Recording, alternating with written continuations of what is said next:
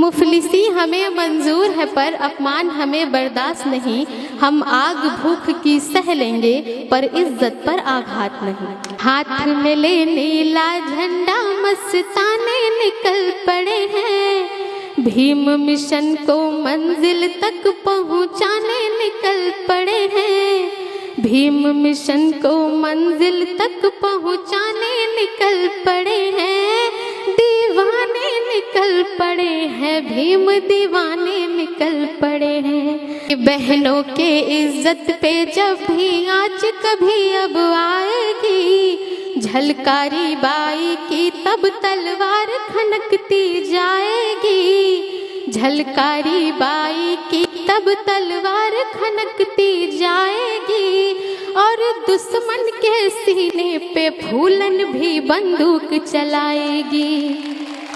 नफरत के हर दीवार को तोड़ेगा भीमवाद, इंसान को इंसान से जोड़ेगा भीमवाद।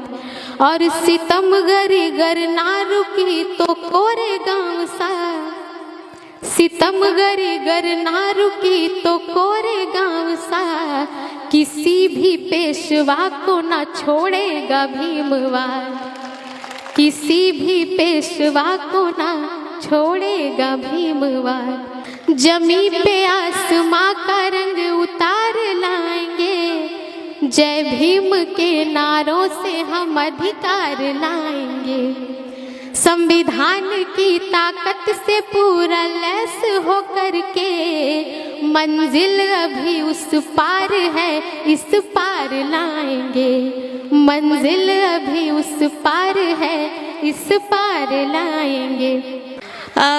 सभी का स्वागत करती हूँ। आगरा की धरती पे पहली बार आई हूँ। सबसे पहले मैं करुणा के सागर, समता समानता मैत्री मानवता शील सदाचार प्राणी उपकार सत्य अहिंसा बंधुत्व भाईचारा अंत और आदि प्रज्ञा और समाधि ज्ञान विज्ञान आत्म सम्मान बहुजन हिताय बहुजन सुखाय का पाठ पढ़ाकर विश्व को ज्ञान का दिया दिखाने वाले युग पुरुष युग दृष्टा युग प्रवर्तक महाकारुणिक तथागत बुद्ध को नमन और वंदन करती हूँ। इसके साथ ही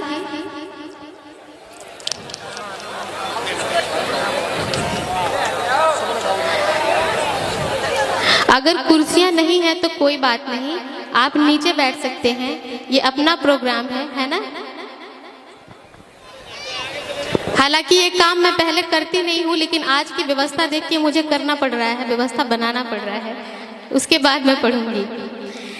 इसके साथ ही बहुजन के विधाता हम सबके मुक्तिदाता वंचितों के ढाल ज्ञान का मिसाल नारी उद्धारक समाज सुधारक इतिहास के पाती किताबों के साथ ही निडर निर्भीक धैर्यवान उच्च कोटि के विद्वान symbol of knowledge leader of गोलमेज अर्थशास्त्र के जानकार महान शिल्पकार मनुस्मृति के नासक बुद्ध के उपासक जातीयता के बैरी इंसानियत के प्रहरी वर्तमान और भविष्य की आवाज विश्व के सरताज कानून के ज्ञाता संविधान निर्माता बाबा साहब डॉक्टर अंबेडकर को मैं वंदना सिद्धार्थ इस मंच से नमन और वंदन करती हूँ। बहुत शुक्रिया। और इसके साथ ही इस मंच का तो आभार व्यक्त करती ही हूँ, लेकिन कुछ खास लोगों का मैं विशेष धन्यवाद करना चाहती हूँ। सम्मान समारोह मंच के माध्यम से भारत रत्न बाबा साहब डॉक्टर भीमराव अंबेडकर विकास समिति गढ़ी शक्कन शमशाबाद आगरा, ठीक है, आपका मैं विशेष धन्यवाद करती हूँ। और इसके कुछ मेंबर हैं जिन्होंने सबसे पहले मुझे संपर्क किया। संजय सिंह प्रेमी जी, आपने सबसे पहले मुझे संपर्क किया यहाँ बुलाने के लिए। पहले तो इनका साधुवाद और इनको तालियों से आप सम्मान दें, क्योंकि इन्होंने सबसे पहले मुझे बुलाया और तब मैं यहाँ पे आके सामने आपके खड़ी हुई। इसके साथ ही ज्ञान सिंह बौद्ध जी, गौतम सिंह जी, राजेश कुमार जी, दरियाब सिंह जी, सरबन जी, आदरणीय मनीष जी, विनोद जी, विजेंद्र सिंह जी, राकेश जी, लोकेंद्र जी और केदार जी, विशाल जी, आदरणीय अंकित जी, सत्येंद्र जी, दिलीप जी, हरेंद्र सिंह जी, आकाश जी और सन्नी जी, धर्मेंद्र जी, ये इतने टीम के मेंबर हैं। आप सभी का मैं विशेष धन्यवाद करती हूँ। ज़्यादातर देश भर में मैं लगातार 10 तारीख से मैं निकली हुई हूँ दिल्ली से, और लगातार प्रोग्राम करके आज 11वें दिन मैं आपके बीच खड़ी हूँ। रात भर जगना, दिन में सफ़र करना, उसके बाद मैं आपके बीच खाकर खड़ी हूँ। तो मैं शुक्रगुजार हूँ आपकी कि आपने मुझे बुलाया। देश भर में मैं बहुजन राष्ट्रीय कवियत्री के नाम से जानी जाती हूँ। ज़्यादातर मेरे प्रोग्राम यूपी से बाहर ही लगते हैं, महाराष्ट्र और पुणे में। तो आज मैं पहली बार आई हूँ, मैं देखती हूँ आप कैसा सुनते हैं। काव्य पाठ अलग हो जाता है थोड़ा, और गीत संगीत अलग हो जाता है।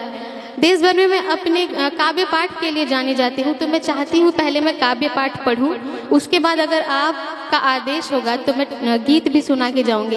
क्योंकि ज़्यादातर लोग, गांव की जो औरतें होती हैं, गांव के लोग होते हैं, वो काव्य पाठ सुनना नहीं चाहते। तो मेरे पास उसका भी इलाज है, मैं लेके चलती हूँ कि सुनोगे कैसे नहीं।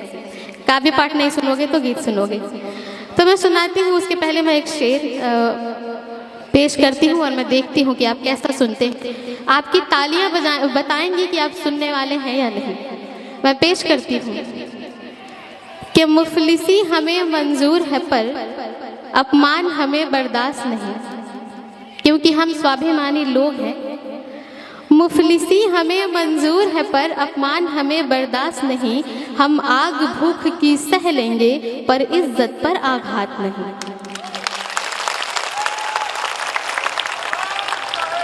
अब मुझे लगता है कि मैं यहाँ पे काव्य पाठ कर सकती हूँ। मुफलिसी हमें मंजूर है पर अपमान हमें बर्दाश्त नहीं, हम आग भूख की सह लेंगे पर इज्जत पर आघात नहीं। और संविधान बदलने की बातें तू कर करके थक जाएगा। आप समझ गए होंगे कि मैं किसकी बात कर रही हूँ। संविधान बदलने की बातें तू कर करके थक जाएगा। अरे तेरी तो औकात ही क्या, तेरे बाप के बस की बात नहीं। बहुत शुक्रिया, बहुत धन्यवाद दिल से। मुझे लगा नहीं था, जब मैं आई थी तो मुझे लगा नहीं था कि काव्य पाठ कोई सुनेगा यहाँ पे। मेरे भाई बैठे हैं। आज की जो रैली, जो शोभा यात्रा निकली थी, मैंने उसकी छोटी सी झलक देखी थी। आप सभी इतने जोश और जुनून के साथ निकले थे, बड़ी खुशी हुई। पहले तो उसके लिए एक बार जोरदार ताली। यकीनन आपका जो जोश और जुनून था वो देखने लायक था। और आज जो ये मेरे भाई सामने बैठे हैं ना, नीले ने, एक बार हाथ उठाए जिन्होंने नीला गमछा लगाया है। बहुत बढ़िया। आप जब नीले गमछे लगा के और नीला नीला झंडा लेकर निकलते हैं ना, तो ऐसा लगता है कि नीला आसमान जमीन पे उतर आया है। बड़ा ही खूबसूरत नज़ारा होता है। मैं स्पेशली आपके लिए मैं चाहती हूँ कि मैं एक कविता मैं आपके लिए पढ़ूँ, ठीक है?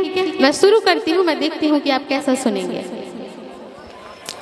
कि हाथ में ले नीला झंडा, हाथ में ले नीला झंडा, मस्ताने निकल पड़े हैं। हाथ में ले नीला झंडा, मस्ताने निकल पड़े हैं। भीम मिशन को मंजिल तक पहुँचाने निकल पड़े हैं। भीम मिशन को मंजिल तक पहुँचाने निकल पड़े हैं। दीवाने निकल पड़े हैं, भीम दीवाने निकल पड़े हैं।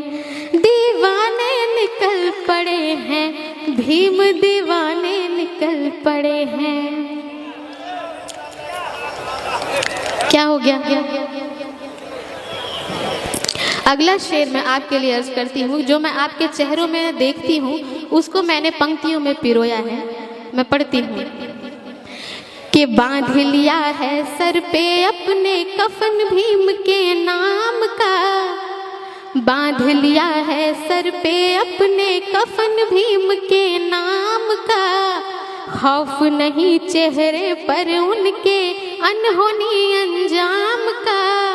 खौफ नहीं चेहरे पर उनके अनहोनी अंजाम का। और नारे लगा रहे हैं जम के जय भीम का, श्री राम का। ऐसा होता है ना।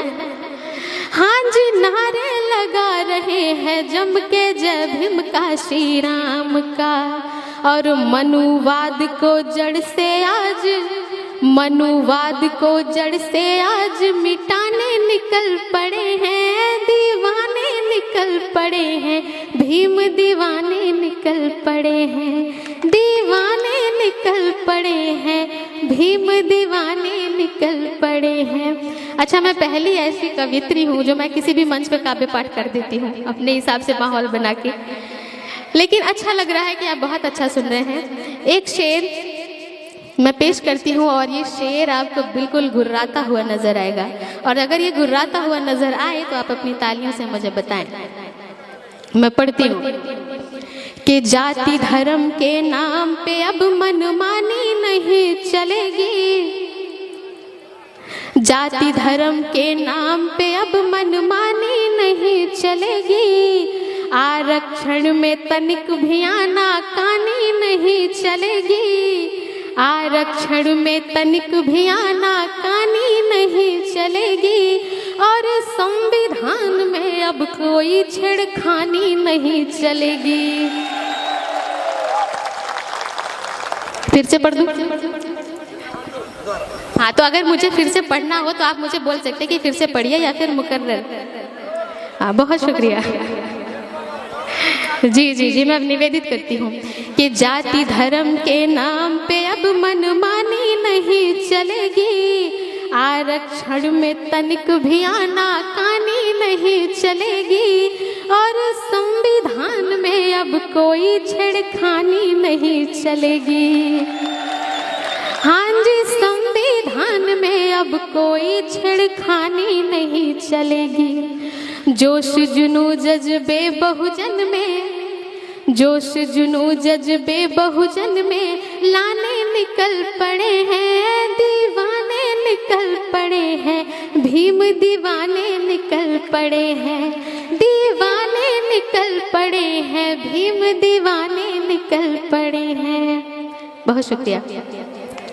एक शेर, जो लोग ख्याली पुलाव पकाते हैं कि हम इस देश को हिंदू राष्ट्र बना देंगे, एक ही रंग में रंग देंगे, खैर वो ख्याली पुलाव ही होता है, होना कुछ भी नहीं है। वहाँ से दो मिसरे कि कुछ भी कर लो देश चलेगा संविधान के बगैर नहीं, कुछ भी कर लो देश चलेगा संविधान के बगैर नहीं, मानवता से खेलने वालों की अब होगी खैर नहीं, मानवता से खेलने वालों की अब होगी खैर नहीं, और जो स्वाभिमान पे ना गरजे वो भीमराव का शेर नहीं। हाँ जी, स्वाभिमान पे ना गरजे वो भीमराव का शेर नहीं। जाति भेद और जालिम पे, जाति भेद और जालिम पे गुर्राने निकल पड़े हैं, दीवाने निकल पड़े हैं, भीम दीवाने निकल पड़े हैं, दीवाने निकल पड़े हैं, भीम दीवाने निकल पड़े हैं।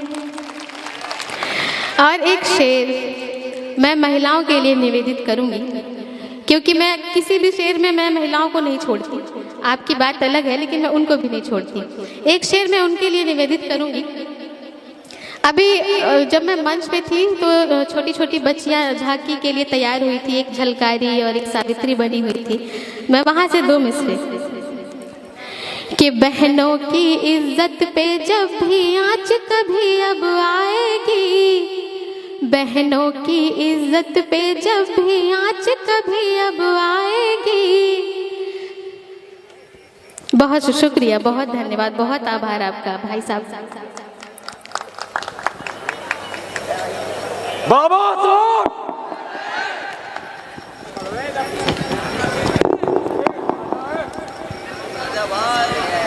मैं पढ़ती हूँ कि बहनों के इज्जत पे जब भी आँच कभी अब आएगी, झलकारी बाई की तब तलवार खनकती जाएगी, झलकारी बाई की तब तलवार खनकती जाएगी, और दुश्मन के सीने पे फूलन भी बंदूक चलाएगी। हाँ, दुश्मन के सीने पे फूलन भी बंदूक चलाएगी। बहनों के संग बहुजन के, बहनों के संग बहुजन के।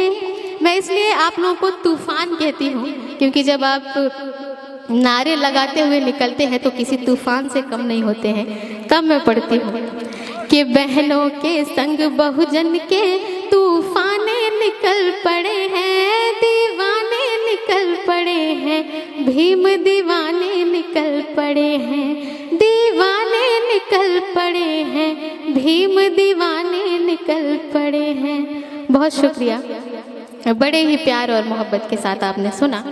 और इसी कड़ी में मैं चाहती हूँ कि एक छोटी सी गज़ल मैं और निवेदित करूँ, उसके बाद जैसा आपका आदेश होगा मैं वैसा सुनाऊँगी।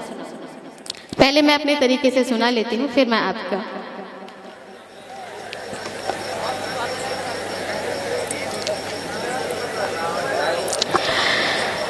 अभी बोध गया आंदोलन चल रहा है, आप सभी जानते हैं। उससे हमारे बौद्ध भिक्षु और हमारे बहुत सारे लोग हमारी विरासत को बचाने के लिए वहाँ पे आंदोलन कर रहे हैं। मैं चाहूँगी कि 12 मई को जितने भी लोग अगर वहाँ पे जा सकते हैं तो जाएंगे, उसमें हिस्सा लेंगे, उस आंदोलन को मजबूत बनाएंगे। क्योंकि बाबा साहब कभी इसी धरती पे जब एक बार 18 मार्च को जब आए थे 1956 में, तो उन्होंने एक अपनी स्पीच में युवाओं के लिए कहा था कि मैं चाहता हूँ कि हमारे समाज के युवा वर्ग जो है वो पढ़ लिख कर छोटा सा क्लर्क बनने से अच्छा है कि वो समाज का नेतृत्व करे। और अभी मेरी स्वास्थ्य ठीक नहीं रहती है, मैं उस तंबू की तरह हूँ, उस बांस की तरह हूँ जो एक बड़े से तंबू को संभाले हुआ हूँ, और मुझे कोई ऐसा कंधा नहीं दिखता जिसके भरोसे मैं ये छोड़ कर जाऊँ।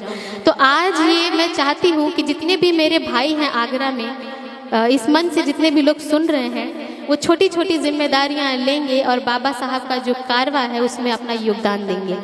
तब मैं पढ़ती हूँ 4 मिसरे मैं बोध गया को समर्पित करती हूँ। सुनिएगा कि हम बुद्ध के विचार व संस्कार के लिए, हम बुद्ध के विचार व संस्कार के लिए, इंसानियत के रक्षा व उद्धार के लिए, हम बुद्ध के विचार व संस्कार के लिए, इंसानियत की रक्षा व उद्धार के लिए, बौद्धों के बोध गया को बचाने के वास्ते, बौद्धों के बोध गया को बचाने के वास्ते, लड़ेंगे यार पार अब अधिकार के लिए, लड़ेंगे यार पार अब अधिकार के लिए। और मुझसे पहले पूर्व के वक्ता मुझे लगता है अभी हैं या चले गए, जो मुझसे, हाँ जी सर, मैं आपकी शुक्रगुजार हूँ, मैं आपका स्वागत करती हूँ कि आपने इतना अच्छा स्पीच दिया और आपने अपने स्पीच में बोला कि जाति को खत्म करना पड़ेगा। तो मैं वहाँ से 4 मिसरे में सुनाती हूँ कि नफरत का कारोबार बदलना ही पड़ेगा, नफरत का कारोबार बदलना ही पड़ेगा, जातीयता के फन को कुचलना ही पड़ेगा, नफरत का कारोबार बदलना ही पड़ेगा, और जातीयता के फन को कुचलना ही पड़ेगा।